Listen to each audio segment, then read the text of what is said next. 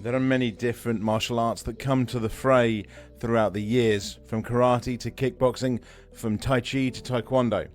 But one that stands through history is that of Pankration. Pankration, a word that resonates through time, carved into the annals of history itself. This wasn't just a sport, it was the ultimate test of human endurance, strategy, and raw power. A brutal, no-holds-barred combat system that fused wrestling and striking, designed for the warriors of ancient Greece. Today, let's have a look back on the past 2,500 years and uncover the origins, evolution, and legacy Pankration has left us. From the sands of the Olympic arenas to the battlefields of Alexander the Great. Pankration's roots are intertwined with Greek mythology. The ancient Greeks believed that Pankration was invented by the gods themselves.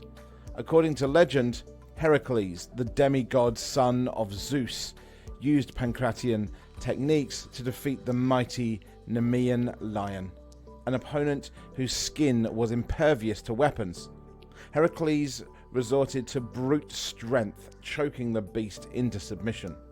Another mythical figure, Theseus, is said to have employed Pankration when confronting the fearsome Minotaur in the labyrinth of Crete. Unlike traditional warriors, Theseus relied on a blend of grappling and striking to outwit and overpower the beast.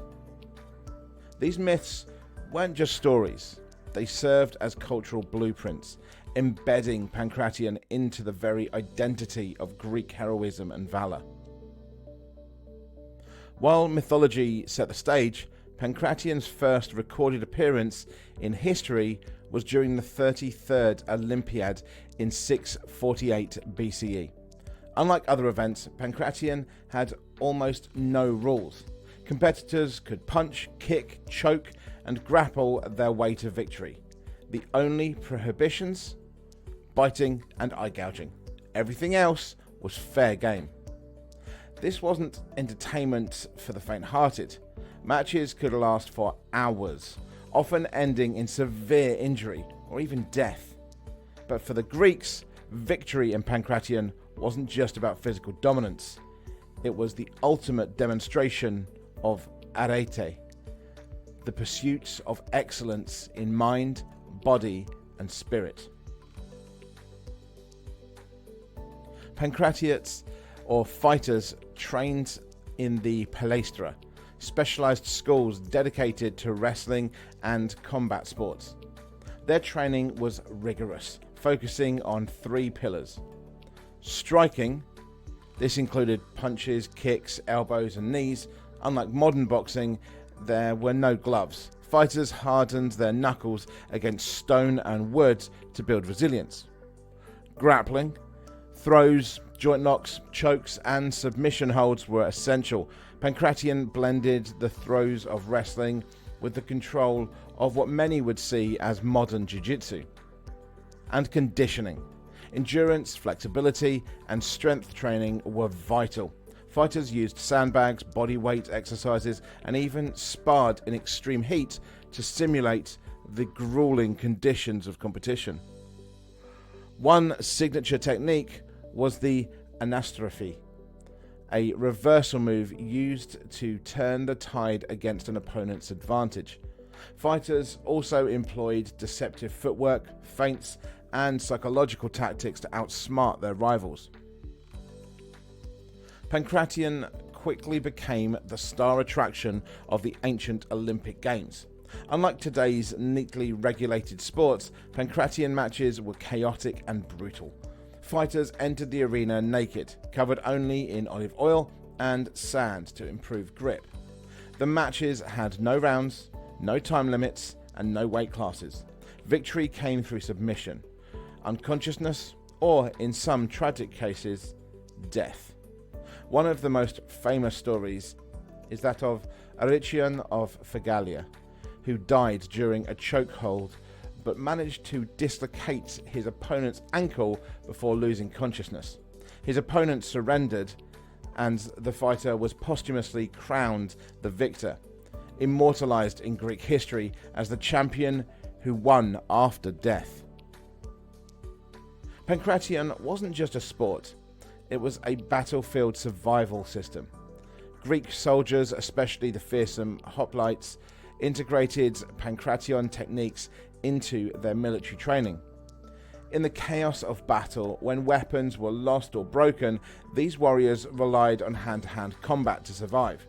The Spartans, the elite of Greek military society, took this even further.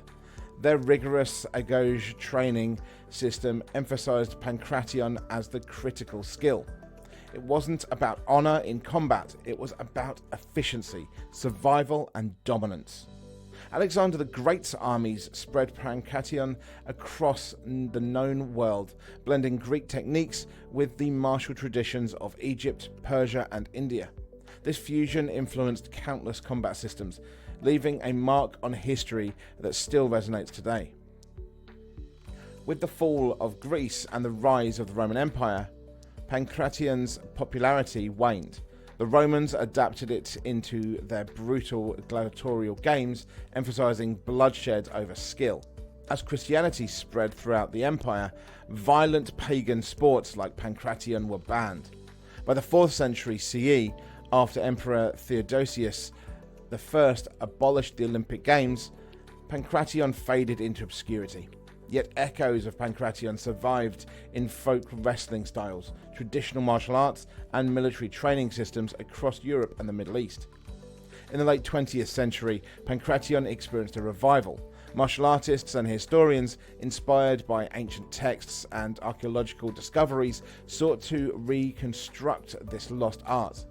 Modern Pankration blends historical techniques with contemporary combat sports such as MMA, wrestling, and Brazilian Jiu-Jitsu.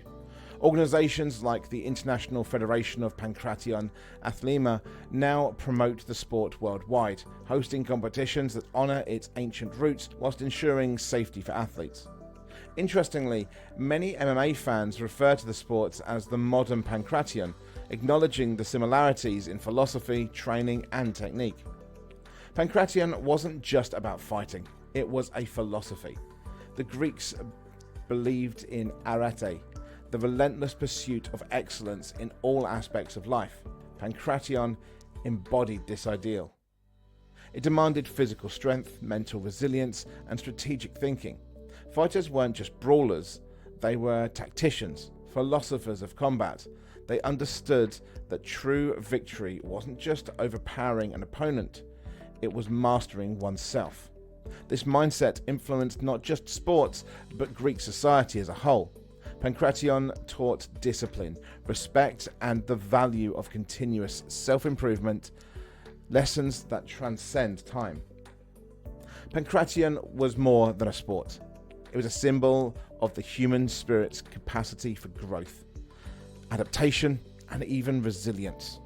From the mythical feats of Heracles to the brutal arenas of the Olympics, from the battlefields of Alexander's conquests to the modern MMA cage, its legacy lives on.